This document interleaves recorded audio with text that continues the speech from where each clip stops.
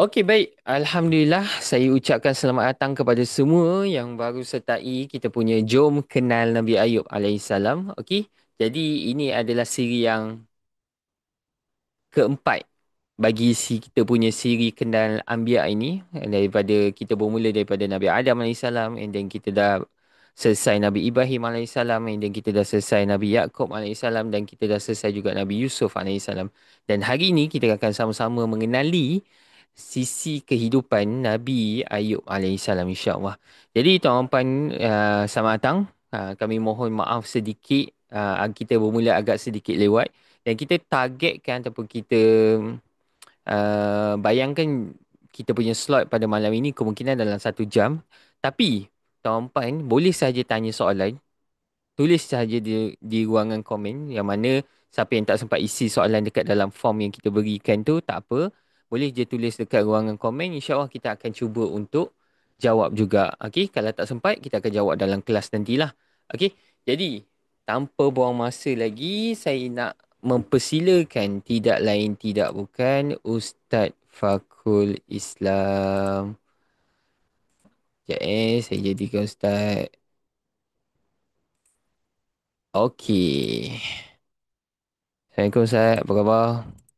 Sihat ke? Assalamualaikum warahmatullahi. Kita cuma sembang kan? Ya, betul. Tak maaf. Namanya tak maaf tuan-tuan dan puan semua lambat. Tadi saya ada kelas tadi. Um, saya start kelas awal tadi. Fun tadi lepas maghrib kelas. Tapi itulah. Sam- Uh, Sampai pukul 9 juga. memang jangka pukul 9 dah. Uh, tapi expect macam berhenti 9 something lah. 9 je berhenti pukul 9. Tapi tadi 9. So kurang berhenti tadi. Biasalah. Cakap pasal Quran ni kadang-kadang kita tak boleh jangka lah kan. Okay, silakan Ifan. Okey, baik. So, insyaAllah, kita pun tak nak buang masa. Okey, so malam ini, tuan-puan, kita akan belajar tentang kisah Nabi Ayub alaihissalam.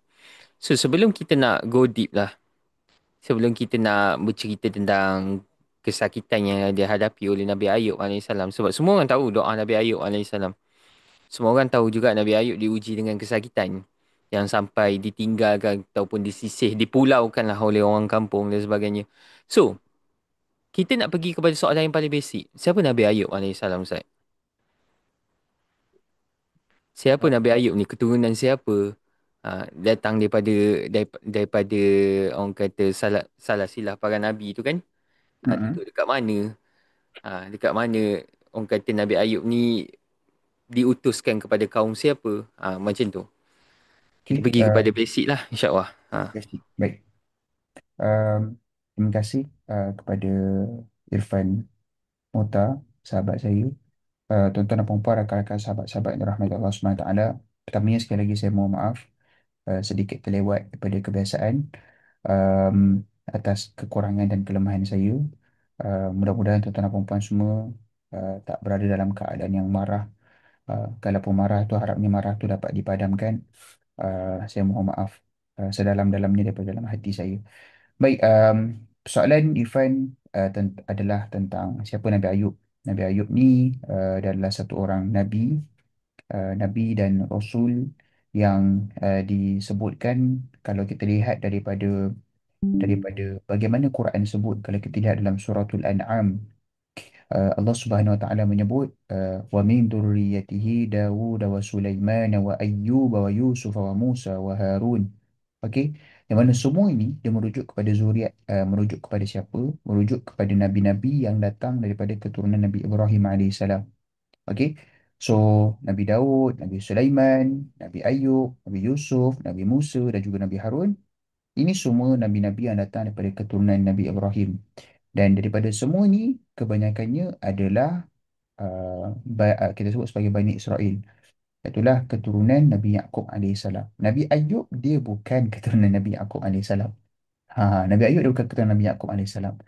Ada pandangan yang sebut kalau kita belajar tentang genealogi, Nabi Ayub alaihissalam ni dia um, dia dia bukan maksudnya cucu kepada anak-anak Yaakob alaihissalam, tapi dia ada connection dengan Nabi Ishak. Nabi Ishak alaihissalam. Okey, maksudnya dia boleh jadi macam Nabi Ishak kan ada anak nama Nabi Yaakob. Boleh ada satu pandangan sebut Nabi Ishak ada satu anak yang lain, iaitulah anak tu yang kemudiannya melahirkan Nabi Ayub alaihissalam. Tetapi walaupun begitu, Nabi Ayub alaihissalam dia diutuskan kepada kaum Bani Israel. Okey, maksudnya kaum yang mana datang daripada keturunan Nabi Yaqub alaihissalam. Dan digambarkan, disebutkan ada satu pandangan yang kata Nabi Ayub alaihissalam telah berkahwin dengan seorang wanita, iaitulah namanya Rahmah, yang merupakan anak kepada Nabi Yusuf alaihissalam, anak kepada Nabi Yusuf alaihissalam. So itulah gambaran ringkasnya lah tentang siapa Nabi Ayub. Nabi Ayub ni dia keturunan Nabi Ibrahim. Kalau ini apa yang Quran sebutlah. Dia keturunan Nabi Ibrahim alaihissalam. Dia diutuskan kepada Bani Israel. Uh, dia diutuskan kepada Bani Israel, dan bagi Allahumma salli ala sayyidina Muhammad, isterinya adalah keturunan Nabi Nabi ataupun anak kepada Nabi Yusuf alaihissalam, yang menjadikan uh, dia dia ada connection yang sangat kuat lah dengan Bani Israel. Begitulah secara ringkasnya. Okey. Allahu a'lam. Baik, baik, baik. Faham. Kiranya Nabi Ayub alaihissalam bukanlah Mm-mm. keturunan yang kita katakan keturunan yang direct lah Betul. daripada Nabi Yaakob alaihissalam. Tapi kita dapat lihat yang mana dia ada kaitan, yang mana dia ada kaitan berkahwin dengan berkahwin dengan anak Nabi Yusuf alaihissalam. Tapi Kalau saya boleh dikira tambah, kalau saya boleh tambah, ah ah, ini saya baru teringat. Saya baru teringat ada satu pandangan daripada seorang ulama dalam bidang uh, sejarah. Dia disebut namanya Ibnu Asakir. Ibnu Asakir dia kata uh, mm-mm, ada kemungkinan Nabi Ayub alaihissalam maknya adalah maknya adalah anak perempuan kepada Nabi Lut. Nabi Lut ni mm, anak sepupu kepada Nabi Ibrahim alaihissalam. So ada kemungkinan lah pandangannya itu. Tapi pandangan yang paling kuat adalah apa yang disebut oleh Ibnu Ishaq. Ibnu Ishaq kata namanya macam ni. Namanya adalah Nabi Ayub bin Amush bin Zarih bin Al-Aish bin Ishaq bin Ibrahim. Ha. Maksudnya dia keturunan Nabi Ishaq. Kan Nabi Ishaq. mm, Nabi Ishaq kan ada Nabi Ishaq kan saya sebut tadi keturunan Nabi Ishaq. Nabi Ishaq kan ada anak nama Nabi Yaakob. Dan masa yang sama Nabi Ishaq juga ada anak yang lain namanya adalah Al-Aish. Al-Aish ini yang kemudiannya akan melahirkan Nabi Ayub. So Nabi Ayub ini dia bukan direct daripada Nabi Yaakob punya keturunan. Tapi dia datang daripada atuk yang sama lah, which is Nabi Ishaq. Okey. Itu ringkasnya lah. Allah itu Alam. secara ringkas lah untuk kita tahu okey Ha. ada perkaitannya Nabi Ayub alaihissalam kan. Hmm. So sebab kita macam tadi Ustaz sebutkan tadi surah Al-An'am ayat berapa Ustaz ni? Surah Al-An'am, Allahumma salli ala saya sebut tadi ayat yang ke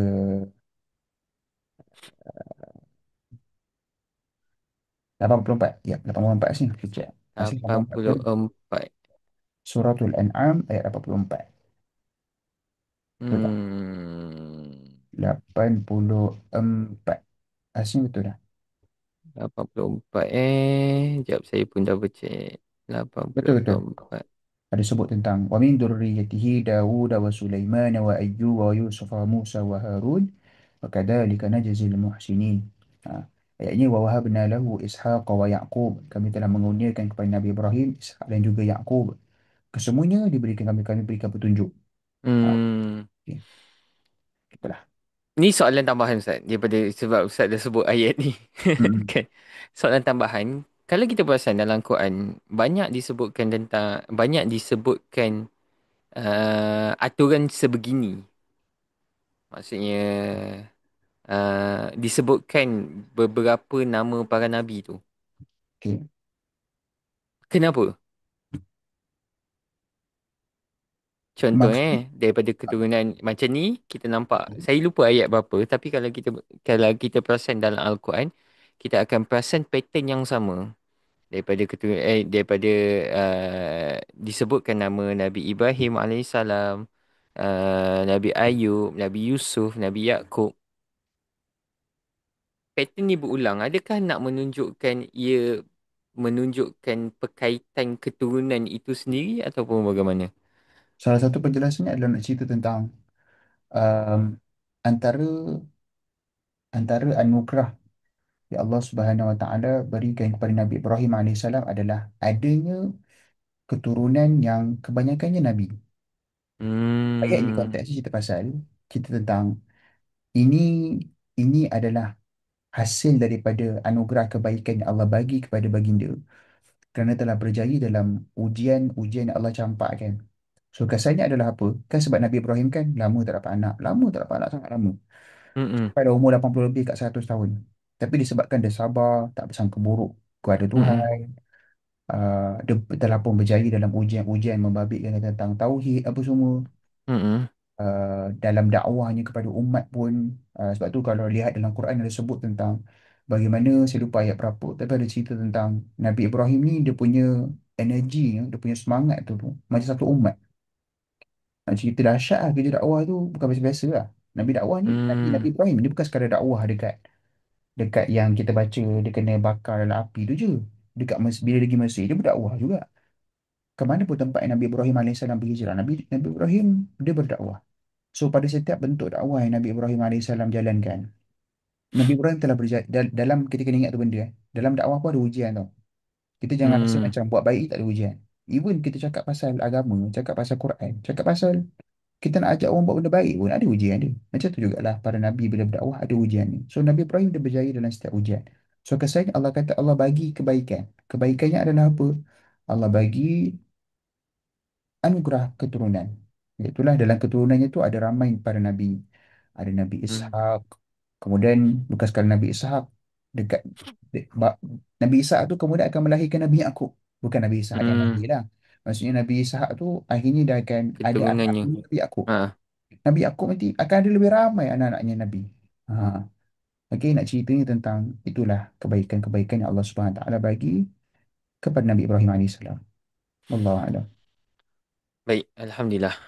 Kita selesai bahagian pertama. Kita dah tahu sedikit tentang Nabi Ayub alaihissalam. Mm-mm. Bagaimana permulaan kehidupan Nabi Ayub alaihissalam? Sebab tadi macam sama juga pattern soalannya sebab kita dah selalu dengar tentang kesakitan Nabi Ayub alaihissalam. Jadi ramai yang tak dicerahkan ataupun ramai yang tidak tahu kan even dalam soalan dalam form yang kita berikan pun sama juga. Macam mana Nabi Ayub sebelum sakit ya? Bagaimana permulaan kehidupan Nabi Ayub alaihissalam ni sebenarnya Ustaz? Baik, asalnya Nabi Ayub alaihissalam, saya ringkas yang saya pendekkan cerita. Uh, Nabi Ayub kalau kita baca dalam beberapa penulisan tafsir, dalam beberapa penulisan yang dituliskan oleh ulama-ulama tafsir dan juga mengkaji tentang qasas ataupun sirah ataupun tarikh, antaranya Ibnu Kathir ataupun Ibnu Asakir, mereka menyebutkan yang Nabi Ayub alaihissalam dia bermula, kehidupannya bermula dengan Allah bagi macam-macam nikmat, kebaikan, anugerah. Antaranya dia kaya. Nabi Ayub ni asalnya dia kaya. Nabi Ibrahim ni, Nabi Ayub, minta maaf, Nabi Nabi Ibrahim pula. Nabi Ayub ni dia kaya, tak pernah sakit, hidupnya sihat walafiat. Tak pernah sakit, bayangkan tiba-tiba sakit kan. Saya, kalau saya boleh share pengalaman saya dengan tuan-tuan dan puan semua, saya sekarang ni Allah uji dengan satu sakit lah. Yang rapat dengan saya dia tahu dah sakit apa. Tapi masa awal-awal sakit tu dulu kan, mak saya kata janji dengan doktor lah, saya ingat lagi. Saya ingat lagi mak saya kata dengan doktor. Mak saya kata macam ni, doktor anak saya ni sakit apa? Dia tak pernah sakit sebelum ni. Tak pernah sakit. Susah nak sakit. Apa teruk sangat sakit dia sekarang ni? Ah, macam tu lah nak bagi mudah gambarannya lah. Nabi Ayub ni sebelum sebelum dia ditimpa sakit tu, tak pernah sakit. Sihat walafiat. Dia kaya, keturunannya ramai, ada follower yang besar. Maksudnya adalah dia diterima dalam masyarakat. Dia cakaplah tentang agama, masyarakat terimanya. Betul kalau kita baca cerita Nabi Ayub, struggle Nabi Ayub bukanlah tentang kaumnya tolak dia. Tapi struggle-nya adalah Hmm, dia tiba-tiba kaumnya menjauh daripada dia. Dia beza okey. dengan Nabi lain. Perasan tak? Ada Nabi-Nabi lain contoh macam struggle-nya adalah nak dekat dengan kaum pun susah. Nak bercakap pasal agama dengan kaum pun susah. Mm-mm. Tapi perasan tak ada beberapa orang Nabi yang mereka tak ada struggle tu. Contoh Nabi Daud, Nabi Sulaiman tak ada struggle tu. Nabi Yusuf tak ada struggle tu juga. Kita macam, oh betul juga kan. Kat mana Nabi Yusuf berdakwah kan? Aha. Dan ini Nabi Yusuf pun dia berdakwah. Cuma Nabi Yusuf tak ada struggle tu. Kenapa tak ada struggle tu? Okay. Nanti kita jawab. Nanti. Tapi nak ceritanya, Nabi Ayub ni dia antara figure-figure Nabi yang dia ada follower yang ramai. Uh, yang mana bila ada follower ramai mudahlah untuk berdakwah. Nak cakap pasal agama, mudah diterima. Mm-mm. Begitu. Okay. So itulah gambaran keadaan uh, Nabi Nabi Ayub lah. Dia sihat walafiat, dia orang kaya, ada banyak harta. Uh, Keturunannya pun Allah Subhanahu Wa Taala bagi keturunan yang ramai, Mm-mm. followernya pun tak sikit. Gitu. So itulah dia punya realiti kehidupan Nabi Ayub alaihissalam pada awalnya. Baik. Faham. Tak, orang kata, Jadi, berarti kata mudah orang kata Irfan, hidup tu sempurna lah, semua benda dah ada. Apa lagi yang tak ada cakap? hmm, Ada orang kaya tapi tak ada follower. Macam kita lah. Ada orang yang kaya tak ada follower. Ada orang yang follower ramai, kaya tak ada. Ada orang yang follower ramai, kaya pun kaya, tak ada pula anak. mm-mm. Ataupun ada orang ada tiga beli tapi tak sihat pula sakit. Nabi Ayub ni semua dia. Okay, Nabi Ayub, secara ringkasnya kita katakan Nabi Ayub alaihissalam diberikan kekayaan, Mm-mm. diberikan followers ataupun pengikut, diberikan kesihatan dan Mm-mm. diberikan anak. Mm-mm. Itulah nikmat yang besar lah.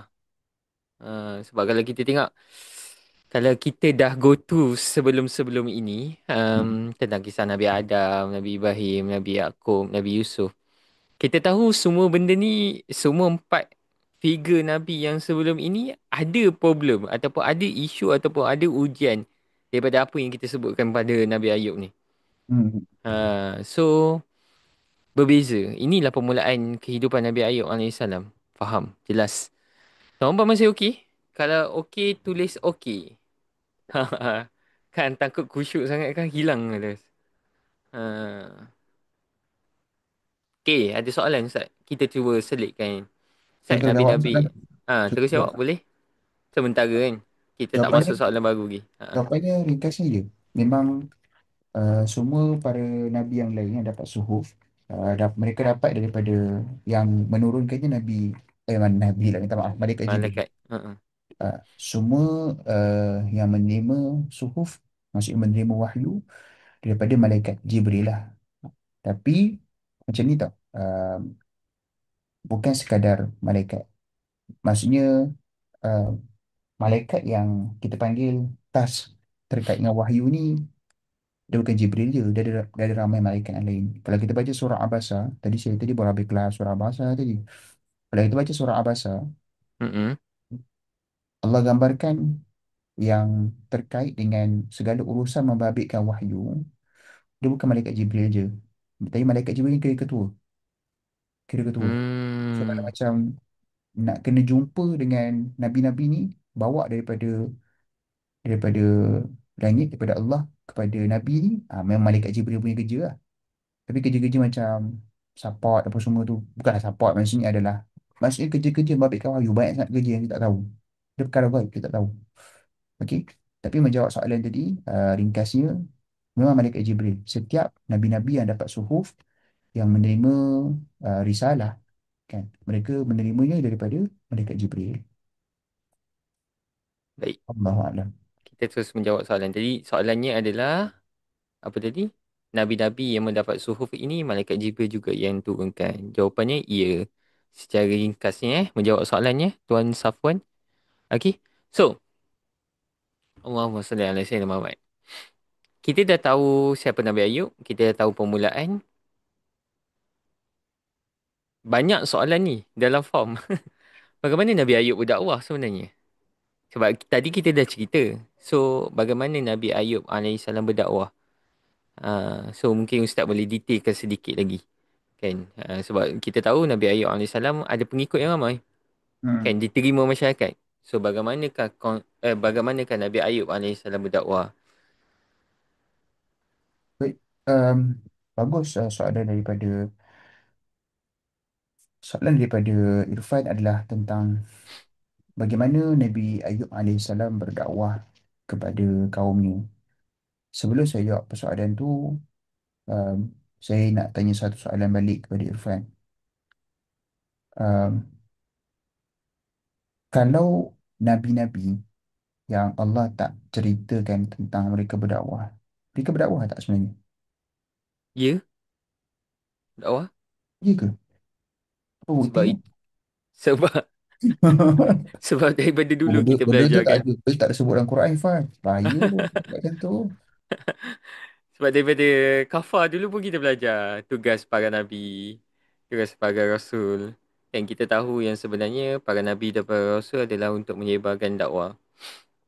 Jadi kita tahu setiap tugas para nabi dan para rasul ini mesti berdakwah. Dia seolah-olah orang kata priority lah, keutamaan. Kalau kita katakan YB kena buat apa? YB kena turun padang lah, tolong rakyat. Kan? Itu adalah keutamaannya. Dia bukan optional. Kalau dia rasa dia nak tolong, dia tolong lah. Kalau dia rasa tak nak tolong, dia tak nak tolong. Tak. Tetapi untuk para nabi ni, itulah adalah keutamaan mereka adalah untuk berdakwah. Menyampaikan orang kata peringatan supaya beriman kepada Allah SWT. Betul, saya setuju. Uh, dan kalau saya boleh tambah daripada apa yang Ifan sebut, bila kadang-kadang bila Quran tak sebut sesuatu, um, boleh jadi bukan sebab benda tu tak ada dan tak berlaku, tapi sebab bukan itulah keutamaan yang Allah nak kita fokuskan. Ada benda Hmm. lain yang lebih besar pada sekian-sekian figure yang Allah nak kita bagi perhatian. Kita kena percaya tu benda, para nabi dan rasul, walaupun tak diceritakan tentang macam mana mereka berdakwah, mereka berdakwah. Mereka berdakwah. Dan menjawab soalan Irfan tadi, macam mana Nabi Ayub alaihissalam berdakwah? Mm-mm. Nabi Ayub alaihissalam, dia berdakwah sama macam para nabi lainnya. Dia tak ada cara yang berbeza pun. Dia tak bawa risalah yang berbeza. Setiap nabi dan Hmm. rasul, mereka membawa sebuah risalah namanya Islam. Mereka semua sampaikan Islam. Even Nabi Ibrahim alaihissalam yang kita sebut sebagai agama Hanif. Actually Nabi Ibrahim alaihissalam, dia dia sampaikan Islam. Hmm. Dia membawa kita semua menganut agama Islam. Agama yang membawa kita, mengajar kita menyerahkan diri, menundukkan diri, mengakui tentang keterbatasan kita. Tapi kenapa macam ada pandangan kata sebab Hanif, Ibrahim ni agama Hanif, macam-macam saya tak tahulah kan. Saya harap benda ni tak, dia tak sensitif ah. Tapi entah dia yang sebut benda ni kan kat public kan. Jadi macam salah dia lah kan. Saya cuma sekadar sebut balik je. Ini bukan untuk mengaitkan siapa. Ada satu hamba Allah yang bila ditanya dekat social media, bila ditanya dekat satu live TikTok, kau agama apa? Kau agama apa? Aku agama Hanif. Aku agama Hanif. Kan? Agama Hanif tu apa? Kau agama Hanif lah kan? Tak, tak pandai lah cari posting tu kan. Adalah posting tu. Saya tak adalah nak mengaitkan siapa. Cuma nak bagi tahu yang agama Hanif dan agama Islam adalah agama yang sama. Cuma apa Mm-mm. bezanya? Bezanya adalah Hanif tu dia adalah kita sebut macam ni, dia macam Hanif tu ciri tau. Ciri kepada agama itu. Ciri kepada Mm-mm. apa yang dibawa oleh para nabi. Namanya Hanif. Hanif tu maksudnya apa? Hanif ni kata Buya Hamka. Buya Hamka kata Hanif ni ada dua maksud. Yang pertama, dia dia tak bengkang bengkok, dia straight. Yang kedua, dia Mm. condong. Condong ni maksudnya apa? Condong kepada ketaatan dan kebaikan. Itu kata Buya Hamka dalam tafsir. Dalam tafsir Al. Mm-mm. So, the thing is nak bagi tahu apa? Semua para nabi, mereka semua membawa ajaran yang sama. Mereka membawa direction yang sama supaya semua manusia kembali kepada Allah, mentauhidkan Allah, Allah yang Esa, Allah yang satu, tak ada selainnya. Kita tak meminta, kita tidak menyamakan Allah dengan makhluk, kan? Kita selalu Mm-mm. bergantung dan berpaut kepada Allah, kan? Ah, itulah, itulah apa yang dibawa oleh para anbiya, dan para anbiya memperjuangkan dua perkara yang besar, which is tentang hidup ni kita kena selalu bersyukur dan kita kena selalu bersabar. Dan itulah juga perkara yang besar yang Nabi Ayub alaihissalam perjuangkan kepada kaumnya, memperingatkan tentang keesaan Allah, bersihkan balik cara-cara faham kita kepada Tuhan yang rosak, yang tak betul, yang kita anggap macam matahari ni kot Tuhan kita, elemen-elemen yang besar dan kuat itulah Tuhan kita. Maka Nabi Ayub sebagaimana para nabi yang lain membersihkan benda tu, semua semua benda yang bersifat makhluk ni tak layak menjadi Tuhan. Tuhan tak boleh. Mm-mm. Tuhan tak boleh adalah makhluk. Dan Nabi Ayub juga memperingatkan tentang supaya bersyukur dan juga bersabar. Okey? So itulah dia punya dakwah ni. Itulah seruannya. Seruan yang sama Baik, sebagaimana para nabi yang lain. sangat jelas. Okay, so sama je. Kan? Dia punya konteks adalah sama sahaja kan.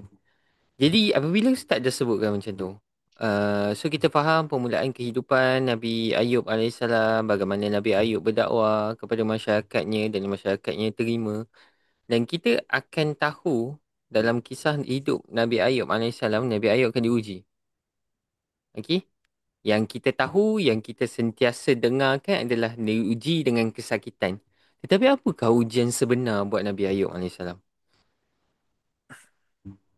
Kalau kita boleh list down kan, apa ujian yang menimpa daripada kepada Nabi Ayub alaihissalam, ataupun adakah kita katakan kronologi ujian yang ditimpakan kepada Nabi Ayub alaihissalam? Um, Ujian paling besar, kita ini adalah ujian yang memang disebutkan oleh para ulama tafsir. Hmm. Kita tak nafikan memang ujian paling besar yang menimpa Nabi Ayub alaihissalam adalah ujian sakit. Nabi Ayub alaihissalam, benda paling besar yang menimpa dirinya adalah ujian sakit. Okey. Tapi bukan semata-mata sakit sahaja yang hilang. Bukan sekadar kesihatan sahaja yang hilang daripada dirinya. Bahkan yang juga hilang daripada dirinya adalah hartanya. Kemudian disebutkan dalam sebuah tafsiran ada menyatakan bahkan kan Nabi Ayub kan ada keturunan yang ramai. Anak-anaknya digambarkan mati semuanya. Uh, dan kemudian anak-anaknya mati, hartanya dah tak ada. Uh, Follower pun semua lari sebab bila dah tak ada apa, akhirnya follower lari. So itu antara ujian-ujian yang menimpa Nabi Ayub alaihissalam. Tapi ujian yang paling besar di sebalik semua ujian ni adalah kesakitan, kesihatan. Sebab sebab apa eh? Dalam dunia ni tak ada benda yang boleh beli kesihatan tau. Kesihatan ni tak boleh dibayar dengan apa pun. Betul. Ada benda Hmm. yang kita boleh belilah, tapi kesihatan dia bukan suatu benda yang boleh dibeli. Jadi sebab tu kalau cakap tentang cerita Nabi Ayub alaihissalam, fokus Allah nak kita bertumpu adalah tentang bagaimana Nabi Ayub ajar kita kalau kita ditimpa ujian kesihatan lah. Okey? Kalau kita ditimpa ujian kesihatan, kita nak buat apa? Apa yang kita boleh belajar? Ada tak mana-mana figure dalam Quran yang dia guide kita bila kita sakit nak kena buat apa? Okey? Gitu. Hmm. Okey. Faham, faham, faham. Hmm. Kita ada soalan. So kita menjawab soalan dahulu. Boleh, sila. Sementara kita go to soalan-soalan yang daripada form dan sebagainya. Ustaz, kisah Israeliat ni kita boleh dengar dan percaya ke? Sumbernya dari hadis ataupun cerita mulut je? Pertama sekali Ustaz boleh ceritakan kot. Mungkin ada yang tak tahu kisah Israeliat ni apa. Okey, bagus soalan tu. Kena faham dulu pertamanya Israeliat tu apa. Israeliat ni dia datang pada kalimah Israel lah. Dalam arti kata mudah, definition dia nak bagi tahu Israeliat adalah satu riwayat yang datang daripada sumber Bani Israel, which is kitab Taurat dan Injil lah. Uh, Mm-mm. Kitab Taurat dan Injil. But the thing is, the reality is, uh, kitab Taurat dan Injil yang telah pun sampai pada zaman Nabi adalah yang telah pun diselewengkan. So, possibility untuk cerita-cerita itu ada tokoh tambah tu tinggi. Okay? Mm-mm. Possibility ada tokoh tambah tu tinggi. Uh, so, adakah Israel ini datang daripada hadis? Jawapannya taklah. Dia bukan datang daripada hadis. Hadisnya kita kena ingat. Hadis datang daripada Nabi SAW. Kalau kita perasan, uh, kadang-kadang mungkin kita terkeliru kot. Hanya kerana macam mana? Hanya kerana ada certain sahabat menyebut suatu sumber Israeliat, kadang-kadang kita menganggap macam, oh Israel ini pada hadis. Hakikatnya tak. So memang daripada kalangan sahabat yang dia berinteraksi dengan Israeliat. Sebagai contoh Ibnu Abbas. Ibnu Abbas Mm-mm. ada sahabat yang banyak menyebut sumber Israeliat. Sebab dia ni kan, Ibnu Abbas ni kan figure yang Nabi doakan, faqihu fiddin wa alimhu ta'wil, dari kefakihan dia punya ketajaman Mm-mm. tahap dia punya faham tentang sesuatu konsep tu sangat genius. So, benda tu akhirnya menyebabkan dia ada kedalaman, kemampuan untuk berinteraksi dengan sumber-sumber, sumber-sumber yang sumber-sumber seperti itulah. So, adakah kita boleh dengar? Jawapannya boleh je dengar, tak ada masalah pun nak dengar. Nak dengar tak ada masalah, dengar je lah. Boleh je Hmm. dengar. Okey je nak dengar. Um, tetapi, um, untuk percaya, uh, kita harus berhati-hati lah bagi saya. Macam ni tau. Sebab ulama ada mengajar kita apa caranya untuk kita berinteraksi dengan sumber Israeliat. Bila datang satu-satu sumber Israeliat, kita kena ada tiga prinsip.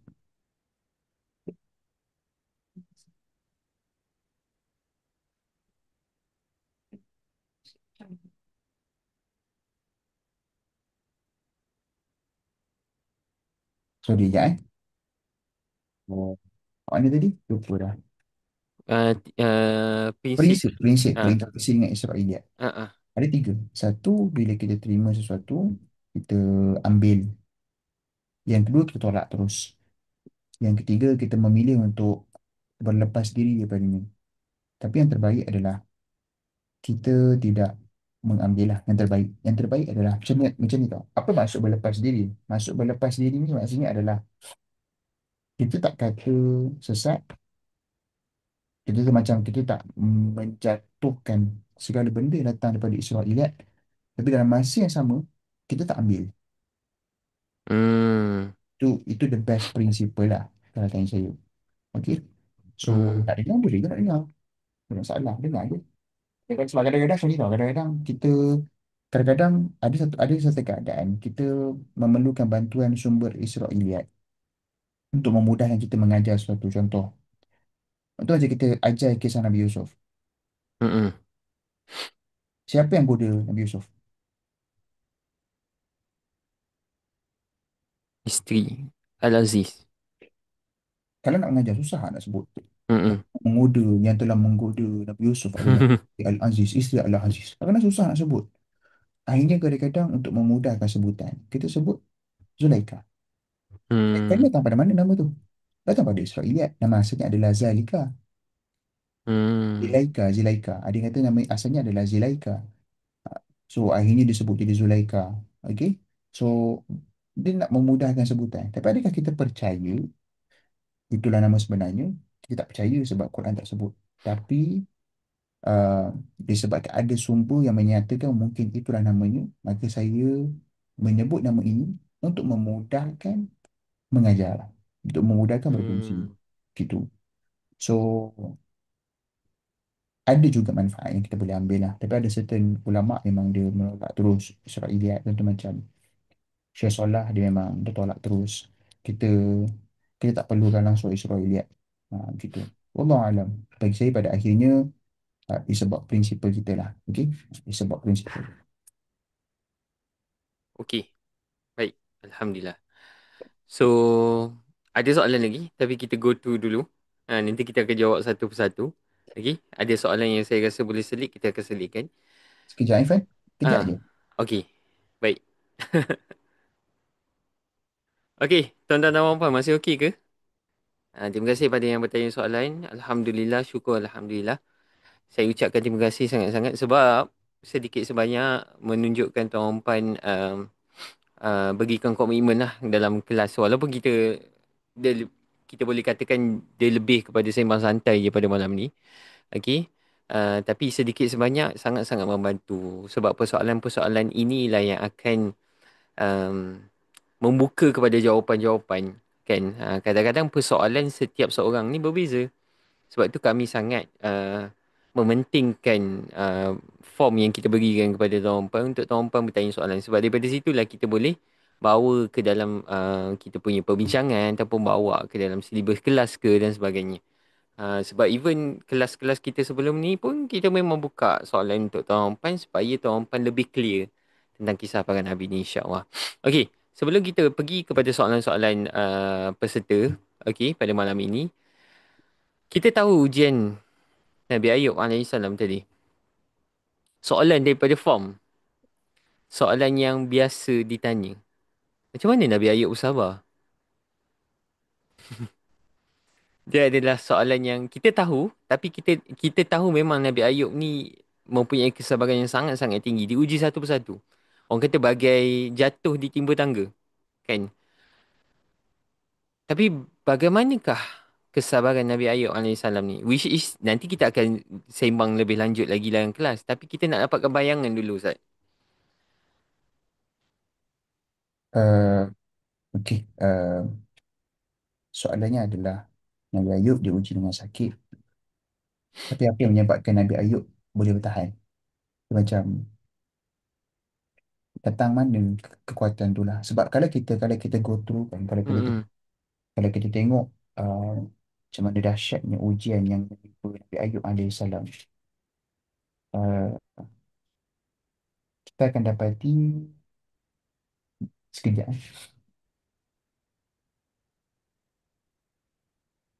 Minta maaf dia macam cut-cut sikit sebab hmm, anak saya tak boleh tidur Irfan.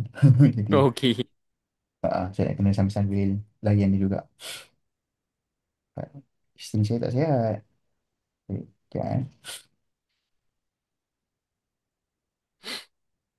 Sebab kita faham, kan?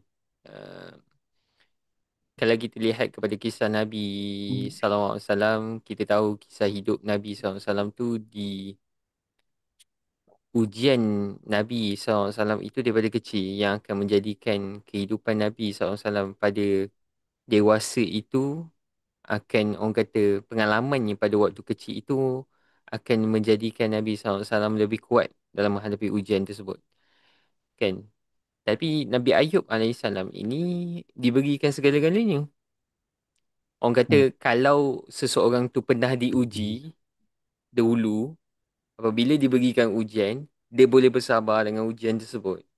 Jadi kita nak sama-sama memahami bagaimana seseorang uh, manusia itu boleh bersabar sedangkan dia diberikan pelbagai nikmat dan tiba-tiba diuji dengan sangat. Orang kata kalau duduk dekat bangunan tinggi tu terus jatuh gaung tu.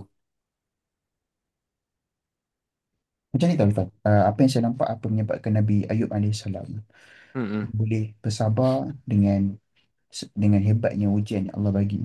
Ujian Nabi Ayub terima ni dia bukan biasa-biasa tau. Dia kena sakit kulit. Sakit kulit ni ada beberapa pandangan yang sebutlah tentang Hmm. macam mana dahsyatnya sakit kulit yang menimpa Nabi Ayub alaihissalam.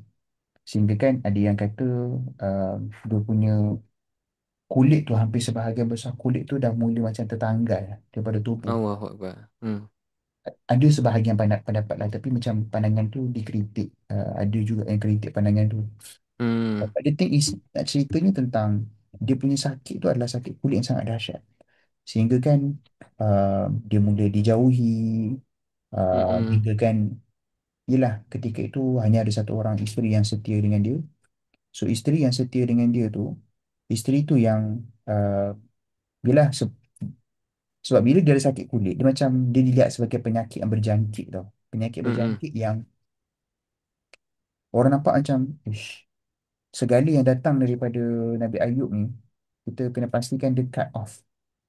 Dia tak boleh ada connection. Sebab nanti berjangkit gitu, nanti kita pula kena ni. So ini bukan Hmm. biasa-biasa punya sakit. Sakit yang dia bukan sekadar bagi kesan pada fizikalnya sebab Nabi Ayub juga dia menghadapi apa yang kita sebut sebagai macam kena kena pulau, something like that. Kena pulau. Okey. Kena pulau. So benda tu benda yang besar dan benda yang berat. Dan saya fikir apa yang menyebabkan Nabi Ayub alaihissalam dia ada kekuatan sebab dia melihat ujian dan musibah daripada Allah itu sebagai bentuk kasih sayang. Saya ulang sekali lagi, apa yang menyebabkan Nabi Ayub Hmm. boleh jadi kuat? Sebab dia nampak ujian tu secara Allah sayang dia. Dia nampak semakin dahsyat dan hebat ujian Allah bagi. Semakin dalam Allah sayang. Kita susah nampak macam tu kan. Kita kadang-kadang bila bila dahsyatnya ujian yang menimpa kita, kita akan uh, cara kita, our thinking process kita adalah Hmm. dosa aku ni teruk sangat ni. Patut ujian sehebat ini. Hmm. Kita Betul-betul. cara pandang kita seperti itulah. Cara pandang kita Mm-mm. adalah asal kena benda yang tak best Sebab dosa. sebab dosa. Asal kena Mm-mm. benda yang tak best, Allah tak suka aku, Allah marah aku. Padahal tak semestinya seperti itu. Boleh jadi sebab Allah sayang kita lah, Allah uji kita dengan lebih hebat. So Nabi Ayub, apa yang menyebabkan dia boleh bertahan? Dia boleh bersabar dengan ujian Mm-mm. yang sehebat dan sebesar itu. Sebab dia nampak Allah sayang dia. Dia tak nampak. Cuma tahu, ini antara benda yang saya fikirkan barangkali hikmahnya. Barangkali inilah cara fikir Nabi Ayub. Namanya Nabi Ayub nampak, aku mungkin sedang dipulaukan manusia. Mm-mm. Tapi keadaan aku dipulaukan manusia ini, aku ada lebih banyak momen untuk bersendiri dengan Allah. Sebab bila kita terlalu sibuk dengan orang, kadang-kadang kita ada masa Betul. untuk kita Mm-mm. berdua dengan Allah. Kadang kita contoh macam kita jadi orang yang ada follower yang ramai. Hari-hari ada orang nak refer kita. Hari-hari ada orang tanya soalan kepada kita. Hari-hari ada orang nak rujuk kepada kita. Sikit tanya, sikit tanya, sikit tanya, sikit nak jumpa. Pergi makan Mm-mm. sikit, ada orang, bang, bang nak selfie bang. Ustaz, Ustaz, Ustaz, Ustaz. Boleh tak Ustaz tolong sign buku saya? Nak makan pun kadang-kadang tak ada masa. Tak ada masa Betul. nak seorang. Sebab pergi ke mana-mana. Betul kadang-kadang saya perasan ada artis kadang-kadang. Betul dia nak pergi keluar, dia pakai face mask. Dia Mm-mm. pakai face mask sebab nak ceritanya sepertinya telah dicabut satu nikmat daripada dirinya adalah nikmat dapat berada, dapat duduk seorang. Saya rasa being alone ni adalah Mm-mm. satu nikmat sebenarnya. Being alone. Mm. So, itulah cara pandang. Saya fikir itulah barangkali the thinking process of Nabi Ayub. Yang mungkin kita kena juga ada cara pandang seperti itu. Kita kena ubah our thinking process lepas ni. Kita kena selalu nampak semua benda adalah benda baik. Everything Eh, that happens adalah benda baik. Lepas tu kadang-kadang saya selalu macam ni dalam hidup saya. Ini saya lah. Saya tak dapat nafikan lah Irfan. Masa saya awal-awal diuji dengan sakit saya. Saya pun ada sakit. Ya Allah uji. Mm-mm. Betul. Awal-awal Mm-mm. struggle juga untuk pesan kebaik. Tak tipu lah. Saya rasa macam struggle. Mm-mm. Saya terfikir macam kenapa aku kan. Why me? Sebab bila aku dah kena sakit ni, aku dah tak boleh cergas macam dulu. Aku tak boleh aktif macam dulu. Mm-mm. Dulu saya sangat aktif dan cergas. Saya aktif dan cergas tu bukan semata-mata sukan. Tapi saya banyak juga buat kerja-kerja dakwah. Uh, Cakap je lah kerja dakwah apa yang saya tak pernah buat. Saya pernah turun pergi tabligh apa semua. Mm-mm. Situ ada tenaga, ada semangat. Saya macam nak buat semua benda. Pergi join dialog. Kata apa dialog tentang perbandingan agama apa semua. Bercakap dengan orang non-Muslim. Kan? Cuma saya tak dikenali lah. Masa tu seorang biasa-biasa je kan. Saya memang suka jadi orang belakang tabir je. Tapi nak ceritanya bila Allah tarik sikit nikmat kesihatan tu, akhirnya macam mula-mula tu adalah sangka-sangka yang tak best. Tapi semakin saya growing, semakin saya membesar, saya fikir sama ada kita berfikir yang baik-baik ataupun kita berfikir yang tak baik-baik. Sebenarnya tak ubah Mm-mm. apa-apa pun. Benda yang akan berubah adalah dia bagi kita ketenangan. Kalau Faham. kita berfikir yang bukan-bukan, dia hanya akan menyebabkan kita resah dan menyebabkan kita always. Sebab penat tau. Marah, sedih yang berlanjutan, ataupun emosi-emosi negatif. Dia penat, letih. So, I think the best things yang kita boleh buat adalah berdamai dengan segala perkara yang Allah telah pun susun atur dalam hidup kita. Ada masa kadang-kadang mungkin kita boleh berfikir tentang hikmah. Ada masa kadang-kadang saya fikir macam tak payah nak berteka-teka apa hikmahnya. Just percaya Mm-mm. Allah nak bagi kebaikan. Sebab kadang-kadang duduk nak berteka-teka, oh ini ikut hikmahnya, oh ini ikut hikmahnya. Letih. Sebab Faham. what if kalau Mm-mm. bukan itu hikmah dia sebenarnya? What if Hmm. sebenarnya tak ada hikmah apa pun? Kita pun tak tahu. Allah Alam. Betul. So the best thing kita boleh buat Okey. adalah saya fikir, just percaya. Allah campakkan ujian yang berat dan besar hidup kita sebab Allah sayang kita. Dan itulah apa yang Nabi Ayub alaihissalam percaya. Dan benda tu terbukti pada ungkapan dia. Kalau kita lihat dalam Quran, dalam surah Al-Anbiya pada ayat yang ke-83, Nabi Ayub alaihissalam dia sebut surah Al-Anbiya ayat 83. Nabi Ayub Mm-mm. kata, "Idnada rabbahu anni masanadur wa anta arhamur rahimin." Nabi Mm-mm. Ayub kata, aku telah ditimpa sakit dan engkaulah yang paling penyayang di antara yang penyayang. Kau yang paling-paling penyayang dalam yang menyayangi. Maksudnya yang Mm-mm. paling kuat dalam ni. Nabi Ayub sebut, aku sakit. Tapi engkau yang paling sayang dalam yang segala bentuk penyayang, kau lah yang paling-paling-paling penyayang. Sebenarnya Nabi Ayub kata, aku sakit. tapi kerana kau sayang. Sakit aku ni kerana kau sayang. Maksudnya ujian sakit Hmm. aku ni kerana kau sayang. Bukan sebab Hmm. engkau Hmm. benci aku. Bukan. Sebab boleh jadi kadang-kadang. Kadang-kadang mungkin kalau kita fikir macam, oh, aku kadang macam nikmat ditarik mungkin sebab aku lalai, aku leka. Sometimes kadang-kadang Allah boleh je tarik. Kadang-kadang kita tak lalai dan leka pun. Adakah kita nak kata Nabi Ayub ni lalai dan leka menyebabkan Allah tarik nikmat tu? Tidak. Tak. Nabi Ayub tak Hmm. lalai dan leka. Nabi Ayub seorang Rasul, Nabi. Dia tak leka dengan harta dia. Dia tak leka dengan follower dia. Hmm. Tapi kalau Allah Hmm. nak tarik, Allah tarik. Dan Nabi Ayub nampak, Allah tarik ni bukan sebab ada sesuatu yang kurang pada diri aku, tapi sebab Allah sayang. Sometimes kadang-kadang hidup kita tak perlu sesuatu kurang untuk Allah mengambil sesuatu daripada kita. Kita tak ada hak buat atas sesuatu benda. So, kita tak patut pun nak, in the first place, kita tak patut pun nak complain. Kenapa aku ditarik benda ni? Aku dah baik kot. Aku jaga sembahyang aku. Quran tak pernah tinggal. Tadabbur Hmm. Quran. Pergi majlis-majlis selawat. Semua benda baik yang aku dah buat. Zikir. Aku tak pernah lupakan kau, ya Allah. Tapi kenapa kau cabut juga nikmat? Siapa kita nak complain macam tu? Kita ada hak ke atas benda tu? Tak ada hak pun. Betul saya kata, kalau kita Hmm. berfikir, kalau kita always nak berfikir tentang hikmah, letih kadang-kadang.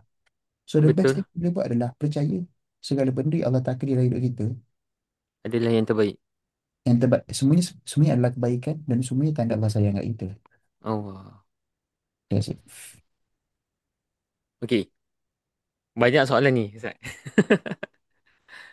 So saya sambung je alang-alang Ustaz dah ceritakan tentang kesakitan Nabi Ayub alaihissalam. Tadi kita dah cerita, adakah sakit tu disebabkan banyak dosa? So, Hmm, Puan Laibah kata, maybe ramai yang cakap ataupun maybe ramai yang rasa sakit merasakan banyak dosa disebabkan adanya kenyataan ataupun saya lupa hadisnya, saya tak pasti.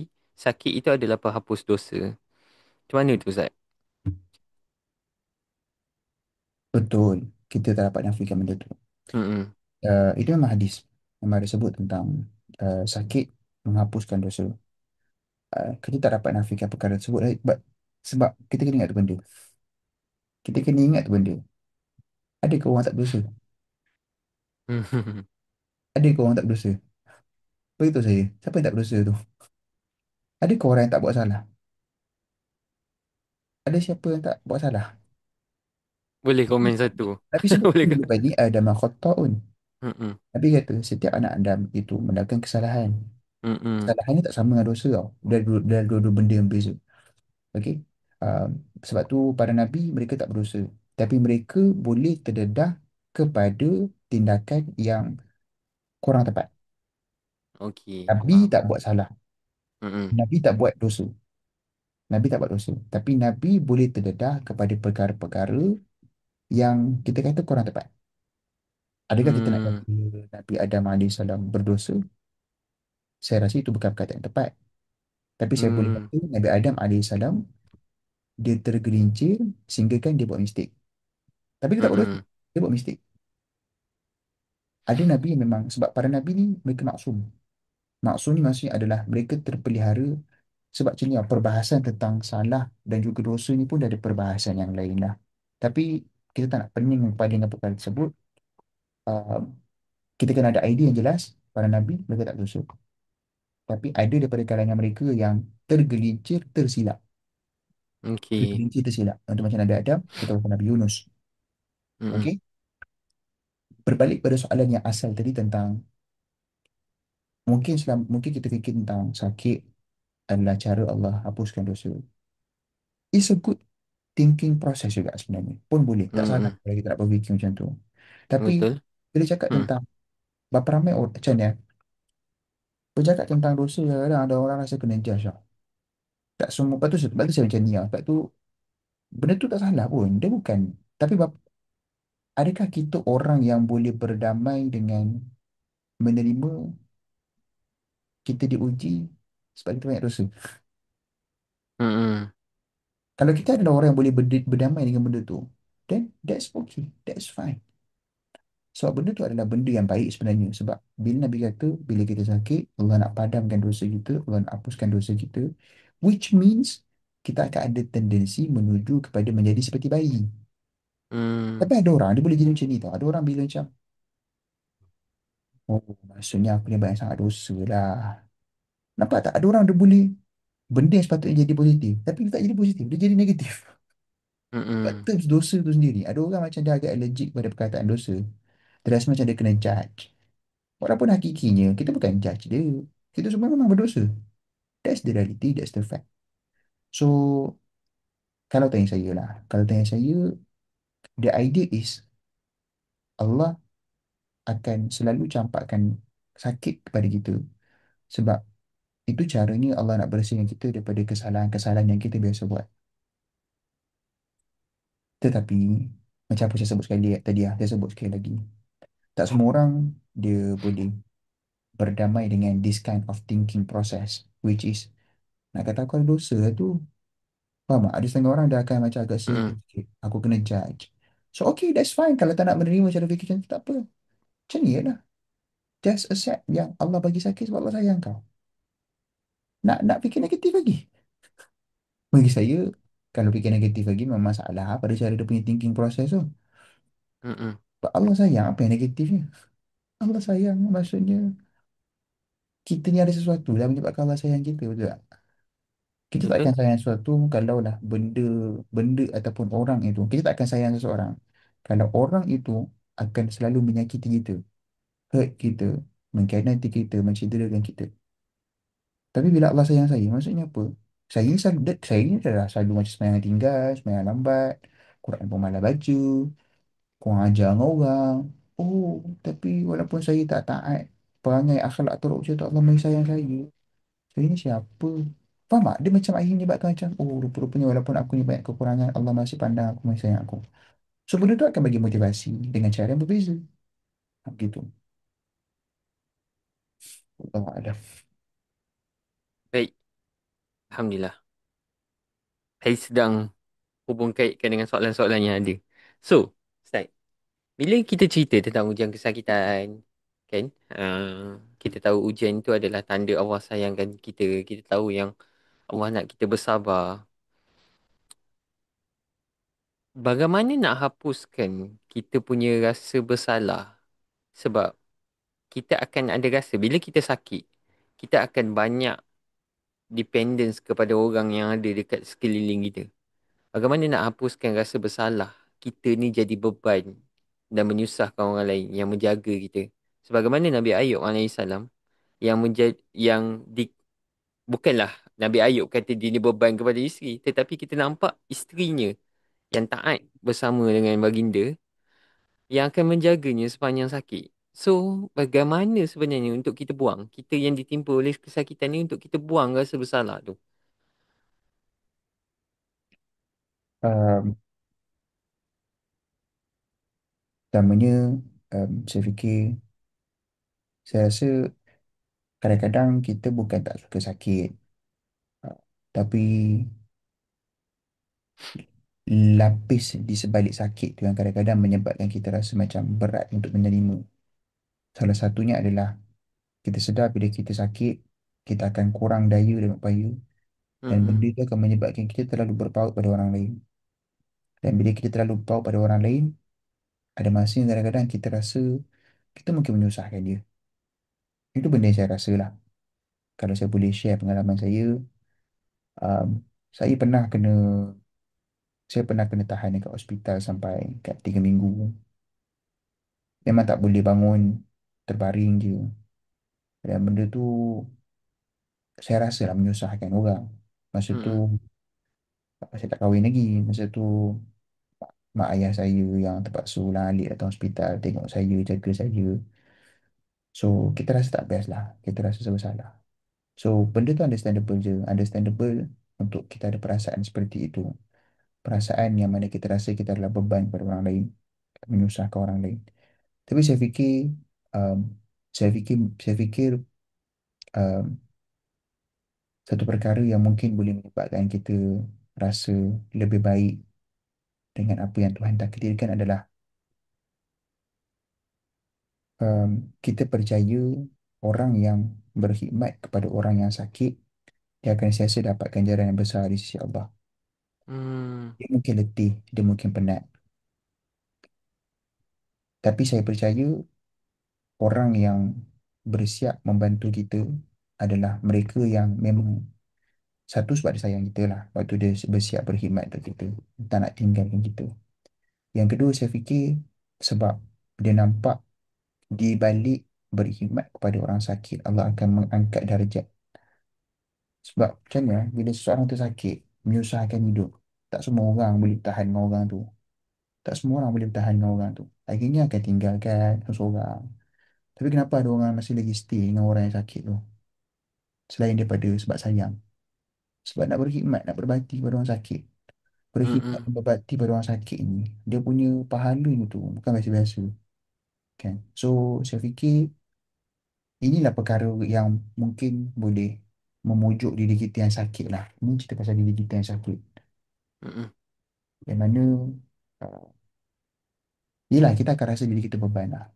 Tapi kita harus lihat diri kita adalah ladang kebaikan yang boleh dituai oleh orang yang membantu kita. Dia akan dapat manfaat. Kita just doa untuk dia dapat kekuatan. Dan kita kena tanya-tanya jugalah dengan dia yang berkhidmat pada kita. Tanya, okey ke berkhidmat ni? Kalau letih, tak apalah. So, okey, bagi tahu je. Jangan paksa-paksa diri sangat. Mm-mm. Kita, kita pun kena concern dengan dia lah. Sebagaimana dia sangat concern dengan kita. So, begitulah. Saya fikir itu antara benda yang mungkin boleh memujuk hati kita lah. Supaya kita tak selalu rasa teruk dan buruk dengan diri kita. Supaya kita juga boleh melihat diri kita in a good perspective, which is kita sebenarnya adalah jalan untuk dia diangkat darjat oleh Tuhan. Kita Mm. adalah jalan untuk dia menuai hasil-hasil dan kebaikan yang dia akan sangat syukuri. Dia memilih untuk bersabar, berkhidmat kepada kita. Allah. Faham. Sebagai seseorang yang diuji dengan kesakitan, kita perlu adanya cara fikir. Ujian kesakitan tu adalah tanda Allah sayangkan kita, dan pada masa yang sama kita perlu memandang kepada orang yang akan membantu kita ini, mereka juga disediakan jalan kebaikan oleh Allah SWT untuk mendapat pahala yang berlipat kali ganda. Okey, baik. Jelas, sangat jelas untuk kita jawab soalan tu. Mungkin kita akan jawab a few lagi soalan yang mana yang selebihnya kita akan lebih mendalam lagi di dalam kelas nanti, sebab macam tadi doa tadi tu pun kita just orang kata sekali lalu je, kan, kita tak memahami ataupun mendalami apakah makna di sebalik doa Nabi Ayub alaihissalam. So, Ada satu ni saya nak share satu hadis ah ah, baru teringat. Nabi ada sebut banyak sangat hadis tentang terkait dengan orang yang sakit. Um, Nabi sebut antaranya dalam mm-mm, satu hadis Nabi kata siapa yang menjaga orang sakit sehari semalam Allah akan bangkitkannya bersama dengan Nabi Ibrahim dan dia akan melintasi titian sirat macam kilat yang menyambar. mm, Dia akan dibangkitkan bersama dengan Nabi Ibrahim. Saya itu jaga sehari semalam je tau. Itu jaga sehari mm, semalam. Ini bukan jaga berhari-hari. Bukan jaga seminggu, bukan jaga bulan-bulan. mm. So, itu antaranya lah. Dan ada lagi lah beberapa hadis yang lain yang nak sebut tentang besar ganjaran orang jaga orang sakit ni. Yang menjaga dan bersabar dengan Jaga dan bersabar. kerenah orang sakit, kan, sebab orang sakit ni lebih banyak lebih banyak hal yang perlu, kan, yang perlu dijaga lah, orang kata, kan. Kalau mak ayah yang ditimpa kesakitan, kan, kita nak kena jaga, nak kena angkat, nak kena mandikan dan sebagainya. Okay, so Said, kita nak go through lagi beberapa ayat pula soalan. Okay, sebelum kita nak tutup kita punya sesi pengenalan pada malam ini, which is sedikit sebanyak sebenarnya kita dah dapat mengenali Nabi Ayub alaihissalam, yang mana ujung kelas nanti saya akan ceritakan, ujung sesi live ni kita akan ceritakan tentang kelas yang kita akan adakan. Dah ramai dah yang daftar, so ini adalah panggilan yang terakhir. So, Said, um, dia patah balik sikit. Bagaimana akhirnya apabila kesakitan yang ditimpa oleh Nabi Ayub alaihissalam itu, adakah kerja dakwah Nabi Ayub terhenti? Sebab dah dipulaukan. Betul tak? Dah di orang kata pengikut-pengikut ini dah menjauh ketika itu. Nah, itu soalan yang saya itu kita faham Uh, ke? Sejauh ringkas ya, sebab memang Ha. tak panjang pun ulasan dia. Ulasannya adalah Nabi Ayub bila dia dah sakit, dia dah dijauhi, tapi dia masih lagi keluar, dia masih keluar jumpa.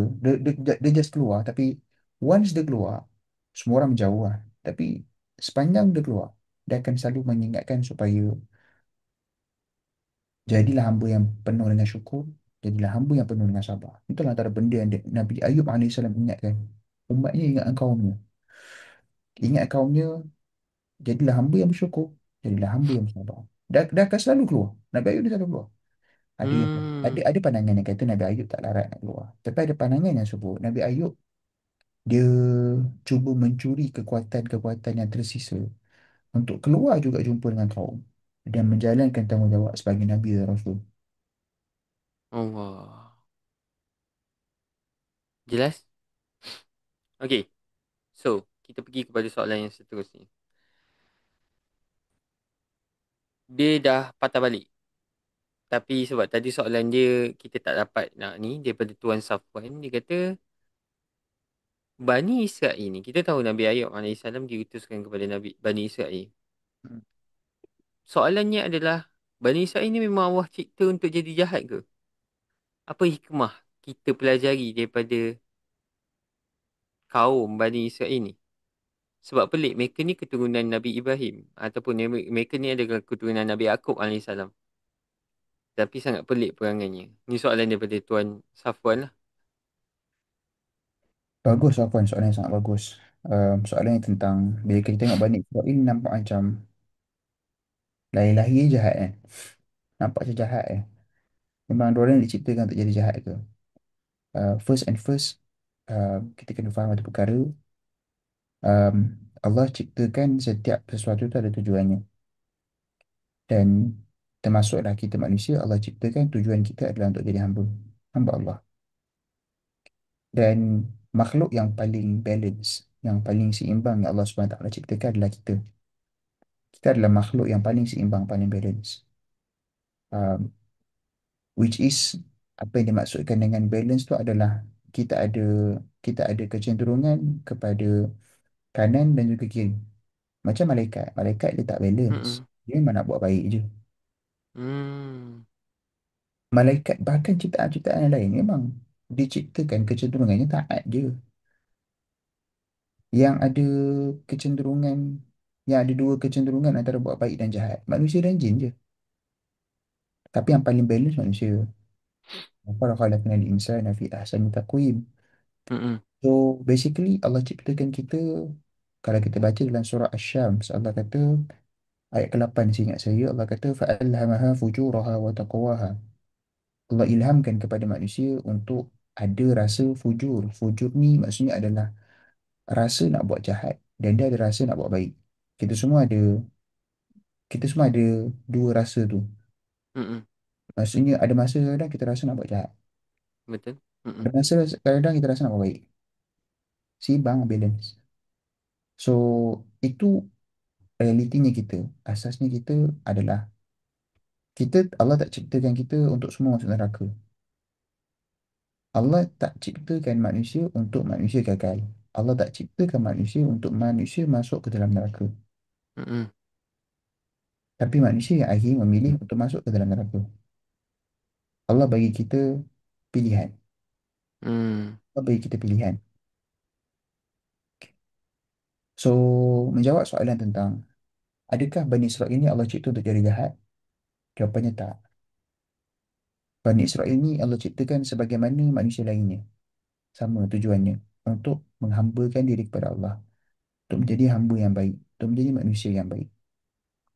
Tetapi, apa yang berlaku? Bani Israel ini kan uh, asalnya anak-anak Nabi Yaakob. Ini antara benda yang kita belajar pasal Bani Israel. Mm-mm. Apa yang menyebabkan mereka jadi macam siapa mereka jadi hari ini? Mereka rasa mereka ada privilege. Kadang-kadang orang yang hidup dengan rasa macam ada privilege, dia rasa macam dia boleh buat apa saja. Tak apalah aku buat benda ni nanti, nanti ayah aku maafkan aku lah. Tak apa buat macam ni. Aku nak rajin. Contohlah contoh, aku nak scan-scan. Aku Kau anak menteri, nanti bapak aku menteri dia protect aku. Kau siapa weh? Terus kata aku lah, aku nak ponteng kelas. Bapak aku ketua PIBG kot. Nanti bapak aku dia protect aku. Faham tak? Mm-mm. Kadang-kadang privilege menyebabkan kita kita jadi ada kecenderungan melanggar sesuatu yang tak sepatutnya dilanggar. Kita nak ada rasa superior towards something.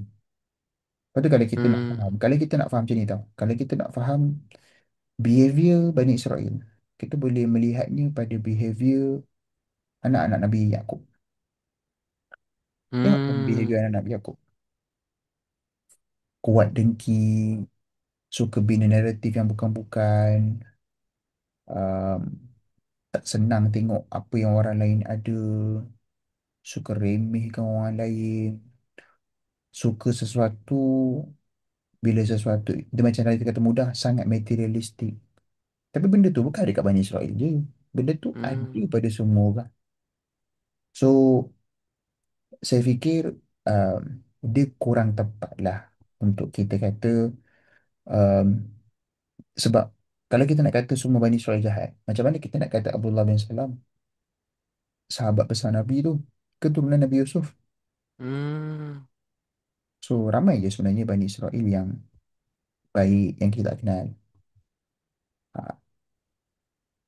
hanya kerana sebahagian besarnya jahat, tak beriman, tak taat, janganlah kita mengatakan bahawasanya semuanya tu memang Allah cipta untuk jadi jahat. So pada akhirnya jahat ataupun baik satu-satu kaum ataupun satu-satu orang dia adalah pilihan mereka. Cumanya saya faham kenapa Tuan Safwan tanya soalan seperti ini sebab memang kelihatannya macam diorang sangat signifikan dengan kerosakan. Dan contoh Betul? macam Ha. bahasa Bani Israel ini macam very significant tentang kerosakan. Dia macam jadi macam suka bunuh orang, Bani Israel. Bunuh Nabi, Bani Israel. Bahkan Quran pun sebut benda tu. Kan Mm-mm. boleh turun Nabi, Nabi ghairi haq. Kan nak cerita tentang orang ni bunuh Nabi tak ada alasan, tak ada reason, tak ada sebab. Jadi dia bunuh. Kan? Mm. Orang tak senang dengan Nabi tu, akhirnya orang bunuh Nabi tu. So saya faham je kalau kenapa kita melihat Bani Israel, kita nampak macam mereka ni jahat, kejam, zalim. Tapi uh, kalau saya boleh perkemaskan lagi cara fikir kita, uh, sometimes dia tidak semestinya boleh dipukul rata seperti itulah. Memang kebanyakan Bani Israel jahat, tapi tidaklah bererti mereka diciptakan untuk menjadi jahat. Maksudnya apa? Maksudnya adalah ada masa depan yang cerah untuk mereka kalau mereka bersiap untuk berubah. Itu maksudnya. Kalau kita kata Allah cipta orang untuk jadi jahat, maksudnya dia tak ada masa depan. Memang tempat orang neraka. Mm-mm. Mm-mm. Dia orang tak semestinya macam tu. Semua orang ada chances untuk berubah. Semua orang ada peluang untuk berubah. Ha, tinggal dia nak berubah ke tak? Itu je. Okay? So, siapa pun kita daripada keturunan siapa, dia tak menjamin lah. Kan kata, kan ada satu lagu, iman tak dapat diwarisi kan? Betul. Itulah. Okey. Allahumma salli ala Sayyidina Muhammad. Okey, kita ada soalan. Mungkin kita akan ambil dua lagi soalan Ustaz. Kan? Untuk kita tutup. Tapi sementara tu, boleh kot kita selingkan dulu dengan penceritaan kelas sementara. Sebab sementara uh, semua masih ada dalam kelas ni lagi. Kita ada dua lagi soalan berbaki.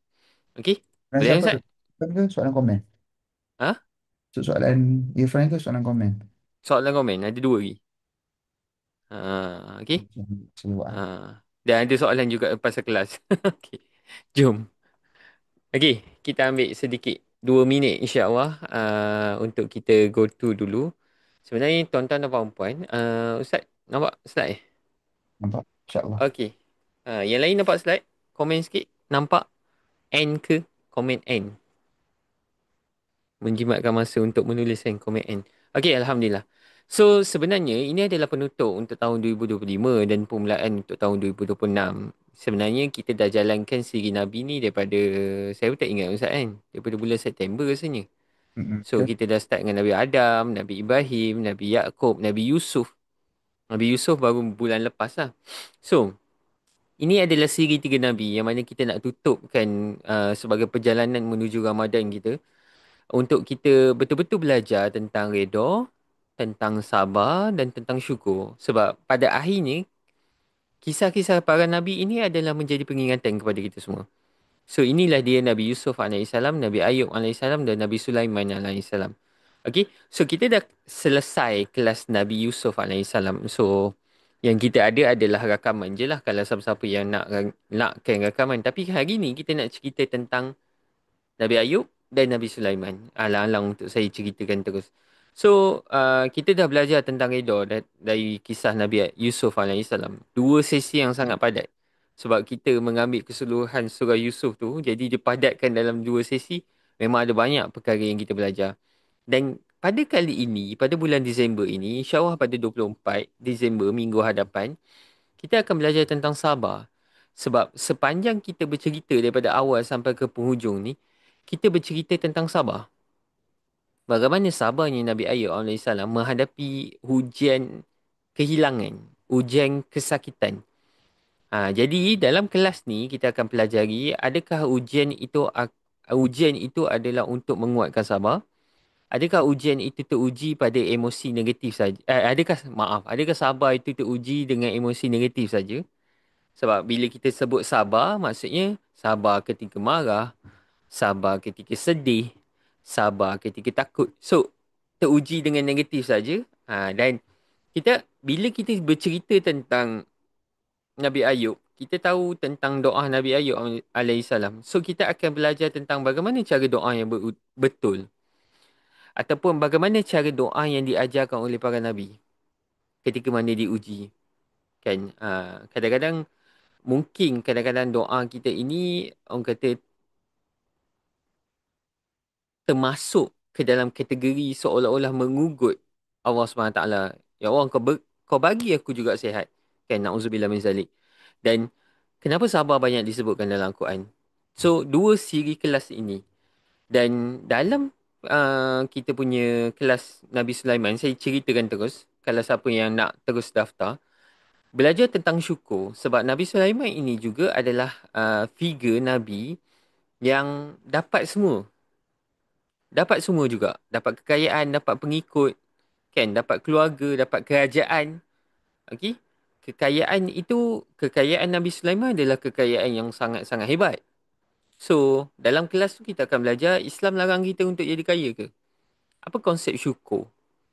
Apakah konsep syukur yang ada pada Nabi Sulaiman alaihissalam dan diterapkan dalam Al-Quran? Dan adakah banyaknya nikmat itu adalah tanda ujian dari Allah? Dan benar kekayaan itu adalah istiraj. Okey, so ini pada bulan Januari penutup bagi kita untuk masuk bulan Ramadan. So bulan Ramadan kita akan break lah. Kita akan rehat sekejap and then kemungkinan kita akan sambung nanti selepas raya. So, tadi ada yang tanya apa beza pengenalan dengan kelas berbayar? So dalam kelas kita memang akan tadabbur ayat Quran. Dalam kelas kita ada nota supaya kita betul-betul go through each syllabus. Sebab dalam sesi hari ni, dia bukanlah sesi pengenalan sebenarnya. Dia lebih kepada kita nak mengenali. Sebab kebanyakan daripada kita, kadang-kadang kita terlepas pandang tentang kisah Nabi tersebut. So, kita nak tahu orang kata, the whole story yang berkaitan dengan Nabi Ayub alaihissalam. So, kelas nanti kita akan bagi live. Kita akan bagi rakaman dan kita akan bagi nota dan tuan-tuan ada grup yang tuan-tuan boleh tanya soalan lah. Dekat situ memang kita sediakan lah untuk tuan-tuan punya soalan. So, package kelas RM50 dan dulu kita buka package rakaman tuan-tuan. Tetapi pada kali ini kita memang dah nak tutup dah. Kita memang nak tutup dah pendaftaran kelas. So, kita memang sediakan satu package package kelas. Dan package Rahmah ni, sebab ramai yang bertanya adakah nak join kelas tapi ramai yang tak dapat nak join sebab ada komitmen kewangan dan sebagainya. So kami turun ke harga. Sebenarnya daripada package kelas tu pun kami dah turun ke harga. Kalau tidak package kelas tu adalah RM60. So package ramah ni RM40 untuk siapa-siapa je. Kan kita tak ada check tuan-tuan. Tak adalah kita check tiba-tiba tuan-tuan betul ke tuan-tuan ni ada masalah kewangan dan sebagainya. Tak ada masalah. Tuan-tuan rasa kalau tuan-tuan tak mampu untuk daftar kelas penuh, ambil je package Rahmah. Tak ada masalah. Okay? So, dan siapa-siapa yang nak daftar terus kedua-dua kelas untuk Nabi Sulaiman sekali nanti, Dan boleh ambil package combo ni, Tuan Umpan bayar hanya RM99 saja. Dan kalau Tuan Umpan daftar package, nak harga package ramah tu juga untuk kelas Nabi Sulaiman, nanti kita akan buka pendaftaran sekali lagi. Just daftar je dulu untuk package kelas Nabi Ayub alaihissalam. So, tarikh tutup kita akan tutup 22 Disember ataupun mungkin kita akan tutup 23 Disember lah sebab kelas kita bermula 24. InsyaAllah. Okey, Ustaz, ada ke? Oh, maaf, saya sambung lagi sikit. Dan saya tak pasti sama ada kita dah habis ataupun tidak. Saya pun tak sempat nak check. Tapi untuk 3 orang yang tak awal, untuk package kelas ataupun package Rahmah, kita akan berikan buku terapi sedekah. Sangat sangat bersesuaian lah dengan bulan Ramadan yang akan tiba ni. Terapi sedekah ni adalah bagaimana sedekah ni menjadi terapi untuk kita. Bagaimana sedekah ini merawat diri kita. Merawat jiwa kita sebenarnya. Okey, dan siapa-siapa yang daftar package combo akan dapat buku Fasabrun Jamil ditulis oleh Ustazah Muzayyanah. Bagaimana untuk kita, orang kata nasihat-nasihat untuk kita kuat, menguatkan jiwa kita untuk diri kita ketika mana ditimpa ujian. So, tuan-tuan dan puan-puan, saya letakkan link dekat ruangan komen. Boleh daftar dekat situ. Keluar ke link? Dia tak keluar. Dia tak keluar ni. Ustaz, ada ke Ustaz? Ustaz dah hilang sekejap. Kita ada 2 lagi soalan. Sila, sila, sila. Tuan Puan dapat klik link tak? Kalau dapat, tulis dapat. Seorang respon pun jadi. Dapat klik link tak? Kalau tak dapat klik link, saya kena share link lain ni. Tak boleh? Okey, sekejap. Sekejap Ustaz. Dia orang tak dapat klik link. Okey, soalan penutup. Okey, saya bagikan sekali lagi. Okey, itu adalah link yang lagi satu. Sebab dia kena ada HTTPS tu. Untuk dapat klik link. Okey, baik. Ustaz, macam mana Sila. nak tahu? Kita sambung soalan lah. Kita sambung soalan. Orang boleh kita sementara tu sambil-sambil kalau siapa yang nak daftar sambil-sambil tu kita sambung soalan. Macam mana okey, siapa yang daftar nanti rakaman ni jangan risau. Rakaman ni kita akan berikan juga. Macam mana nak tahu kita ni redha dan menerima atas ujian yang Allah bagi? Kita kata kita redha, tapi macam mana kita nak tahu kita betul-betul redha? Ni dah masuk kelas yang Nabi Yusuf itu. Tapi boleh lah sebab redha dengan sabar dia saling saling berkait. Hmm, Macam mana kita nak tahu dia kata tahu? Um, Bila kita tak komplain apa yang Allah bagi kat kita. Um, Bila Allah campakkan apa pun kepada kita, kita boleh berdamai dengan benda tu tanpa terlalu berharap jawapan tiba. Kadang-kadang saya fikir benda yang kita selalu harap daripada satu-satu benda yang jadi dalam hidup kita adalah kita nak sekurang-kurangnya nampak dan tahu apa di sebalik benda ni. Tapi kalau kita nampak dan tahu apa di sebalik benda ni, ganjarannya takkan sama dah. Hmm. Ujian. Macam kita jawab exam test. Betul tak? Jawab Mm-mm. test kat universiti kan. Kita tak tahu soalan apa yang masuk. Betul? Tapi kalau daripada awal, kita actually betul tak siap lah soalan apa masuk. Yelah, kita boleh perform lah. Kita boleh perform. Mm-mm. Tapi Mm-mm. kita sebagai orang yang menjawab, kita rasa kepuasan tak dengan diri kita. Kita dapat akhirnya evaluate diri kita. Oh, kat sini rupanya aku punya kualiti. Maksudnya tahap kefahaman aku, tahap persediaan aku. So, bagi saya macam mana kita nak tahu kita redha dan macam mana kita nak tahu adakah kita ni orang yang sabar adalah apa pun yang Allah campak dalam hidup kita.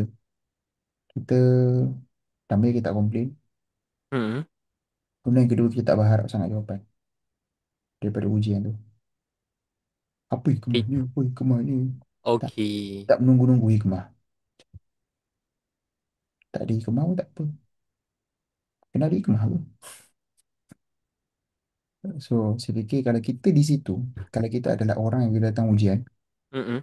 yang kita sekadar nak lalu je ujian tu, ya Allah, ujian ni berat, bagi kekuatan. Kita kalau orang sekadar itu, InsyaAllah kita adalah orang yang redha dan orang yang sabar. Orang yang sabar adalah orang yang dia kontrol diri dia daripada bercakap benda Allah tak suka. Antara benda yang boleh menyebabkan Allah tak suka dengan responnya adalah, kenapa buat tu ni?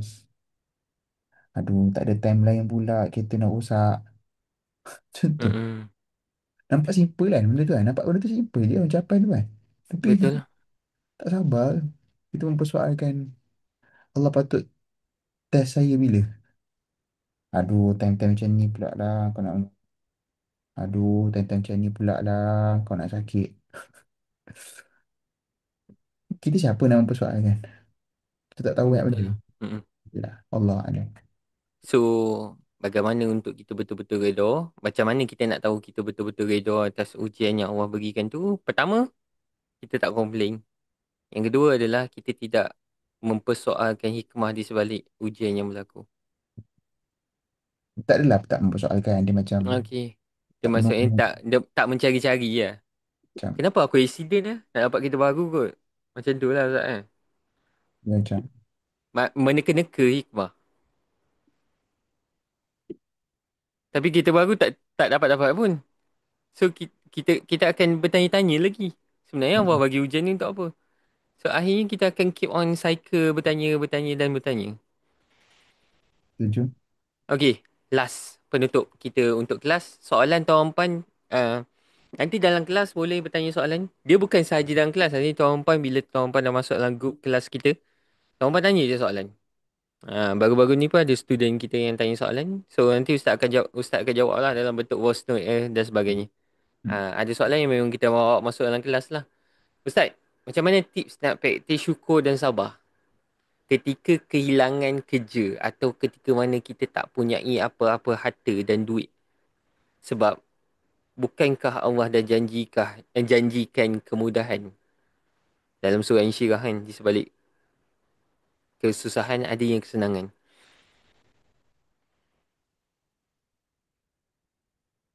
Hmm, tips untuk syukur, praktis syukur adalah bila kita hilang something, cuba tengok apa yang kita sedang ada sekarang. Yang masih belum hilang.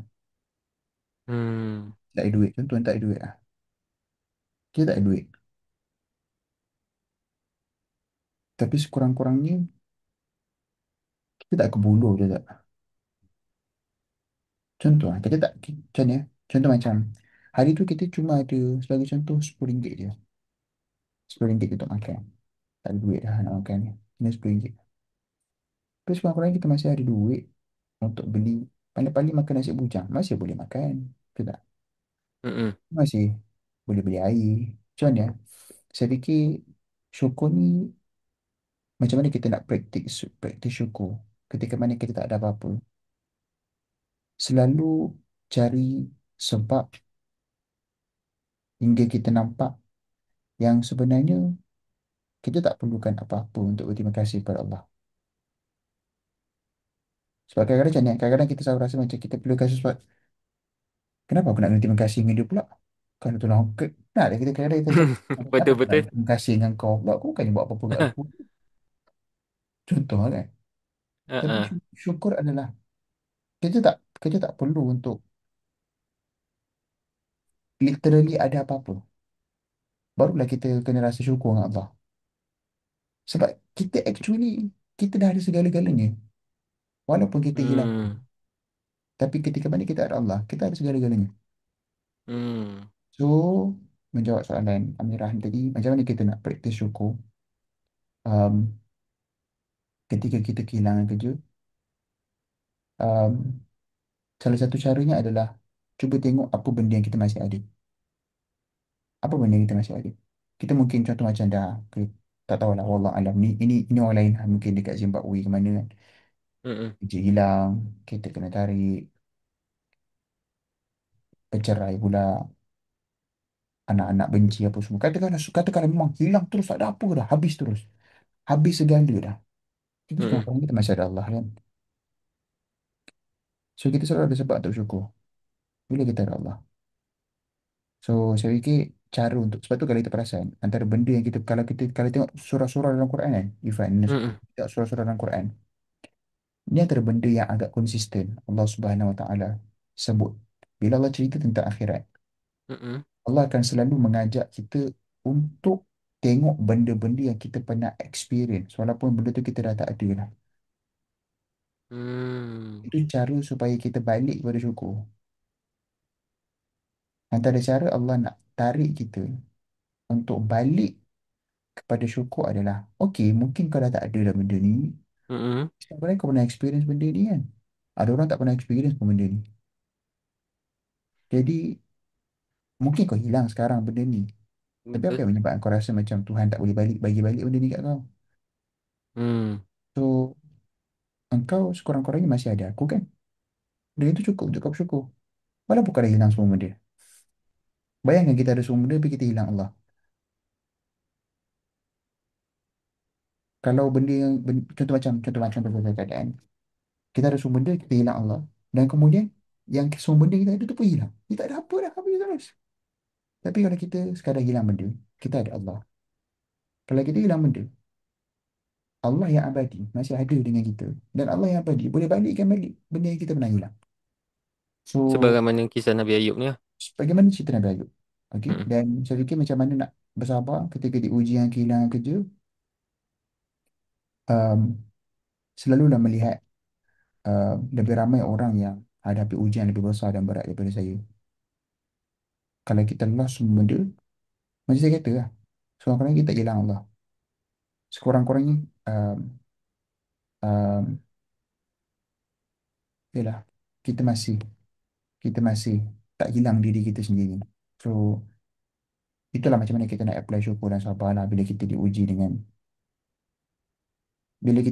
kehilangan benda yang bersifat material, kerja, harta, orang yang kita sayang, gitulah. Kita kena percaya yang pada akhirnya ujian ni, yelah, dia sakit lah kan. Tak ada benda yang tak sakit lah ujian. Ujian ni memang sakit.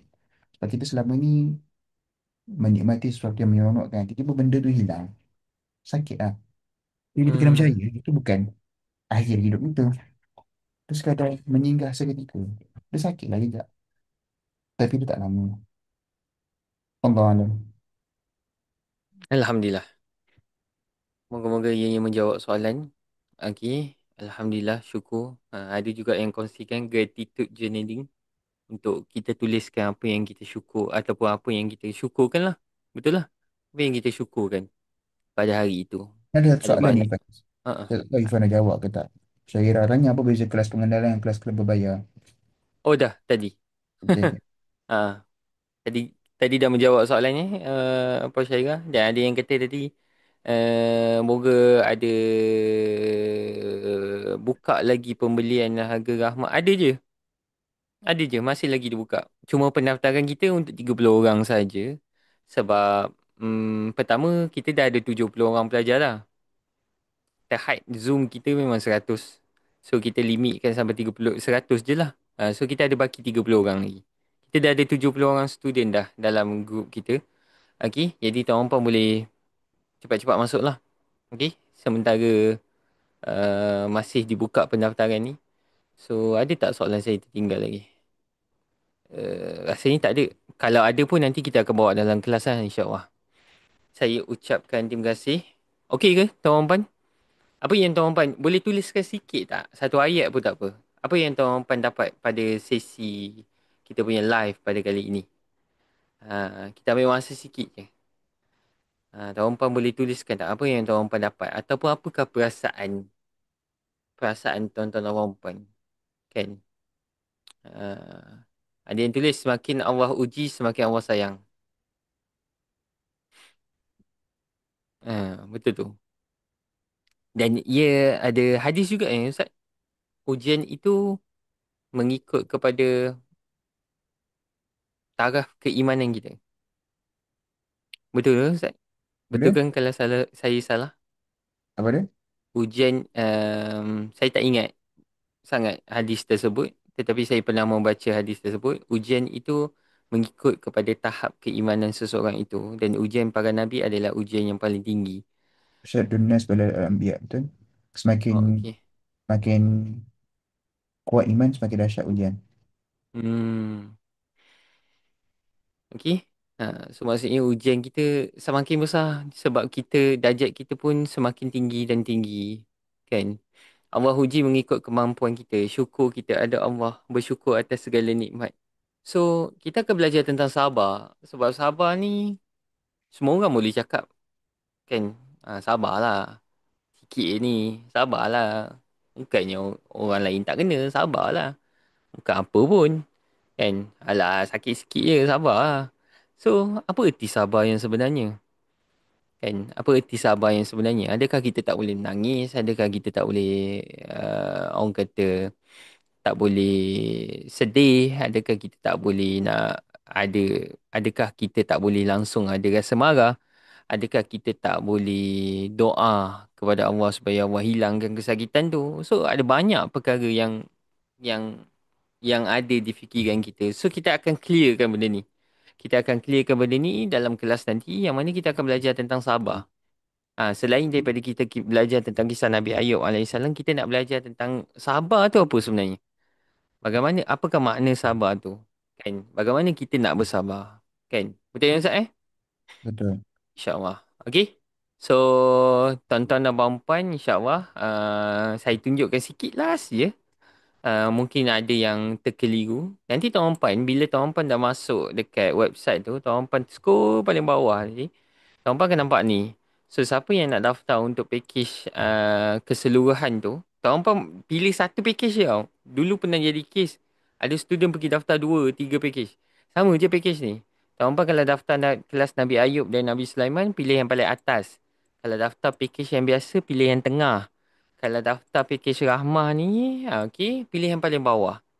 Dan semua package ni sama. Ada perbezaan tak? Tadi ada yang tanya. Ada perbezaan tak harga 50 dengan harga 40? Sama. Dapat rakaman, dapat live, dapat nota. Cuma 40 ni kita buka tawapan untuk siapa-siapa yang ada komitmen kewangan yang lain. Saya tak boleh lah nak bayar 50, saya boleh bayar 40 je. Tak ada masalah. Tawapan klik dekat 40 ni. Okay, tak ada masalah. Semua access sama je. Dan siapa yang nak daftar terus kelas Nabi Sulaiman sekali nanti, daftar yang paling atas. InsyaAllah. Okay? Ah, terima kasih semua yang tulis. Menjaga orang sakit tu sangat besar pahalanya. Kita bukan orang pertama yang melalui segala kesukaran. Semua ni adalah milik Allah. Allah hanya pinjamkan saja. Bersyukur atas segala nikmat. Sabar, kekuatan jiwa menahan daripada membalas. Yes. Pada akhirnya, tuan-tuan dan puan-puan, kenapa kita belajar tentang kisah para Nabi? Adalah untuk mendekatkan diri kita kepada Allah SWT. Kan? Untuk menguatkan keimanan kita. Kita bukan hanya mengetahui ataupun cerita di sebalik apa yang berlaku kepada para nabi ni saja. Tapi kita nak mengambil peringatan daripada apa jua yang dilalui oleh para nabi, insya-Allah. Terima kasih kepada semua. Terima kasih Muhammad Fazil. Terima kasih juga kerana sertai. InsyaAllah ada rezeki kita akan berjumpa pada kelas yang seterusnya pada 24 Disember dan 31 Disember. Moga-moga, dan tarikh ni sangat penting. Dia bukan sangat penting. Dia sangat-sangat sinonim dengan penutupan tahun 2025 kita. So moga-moga dengan kita belajar sama-sama tentang sabar ni, dia akan menutup dengan baik untuk tahun 2025 ni insya-Allah. Okey, terima kasih sekali lagi kita sudahi dengan tasbih kafaratus subhanakallah umma wa bihamdika asyhadu an la ilaha illa anta astaghfiruka wa atubu ilaik. Bismillahirrahmanirrahim wa la innal insana lafi khusr illa allazi amanu wa amilus solihati wa tawassaw bil haqqi wa tawassaw bis sabr. Amin amin ya rabbal alamin. Tuan-tuan boleh daftar dekat link yang kita letakkan dekat ruangan komen dan nanti saya akan bagikan sekali lagi dekat dalam grup WhatsApp. Terima kasih. InsyaAllah ada rezeki kita berjumpa lagi. Assalamualaikum dan bye-bye. Terima kasih Ustaz. Selamat malam. Terima kasih, Fan. Okay.